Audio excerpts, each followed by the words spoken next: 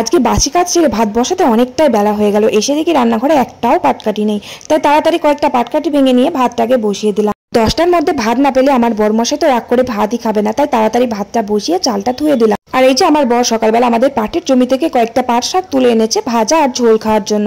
পাট শাকের ঝোল আমি খাই না, তাই জন্য কয়েকটা পাট শাক ভাজা করব। আর কালকে ছোট্ট একটা মোচা এনেছিল, মোচাটা মা কালকে রাত্রে কেটে রেখেছিল। মোচাটা ভাবলাম একটু বেশ মচমচে করে বড়া ভাজি, একটু কালো জিরে পোস্ত সব রকমের মশলা দিয়ে বেশ ঝাল করে বড়া ভাজলাম। তবে সব রকমের বড়ার থেকে মোচার বড়া কিন্তু সব থেকে বেশি টেস্টি হয়। মোচার বড়াটা এতটাই টেস্টি হয়েছিল জলখাবারে সবাই ভাত দিয়ে খেয়ে নিয়েছে। যাই হোক, তারপর পাট শাকের ঝোলটাও ফোড়ন দিয়ে নিলাম রসুন আর শুকনো লঙ্কা দিয়ে, আর পাট শাক ভাজাটাও করে নিলাম ওই একই রকম ভাবে রসুন আর লঙ্কা ফোড়ন দিয়ে। পাট শাক ভাজাটা শুধু আমি একা খাই না, আমার জেঠু শ্বশুরও কিন্তু পাট শাক ভাজাটা খেতে খুব ভালোবাসে। আর আলু দিয়ে একটু মুরগির মাংসের ঝোল করলাম। ব্যাস রান্না শেষ করে কড়াইটা মেজে চান টান করে তারপর খেতে বসলাম। আর ভিডিওটা ভালো লাগলে একটা লাইক করে দিও। টাটা।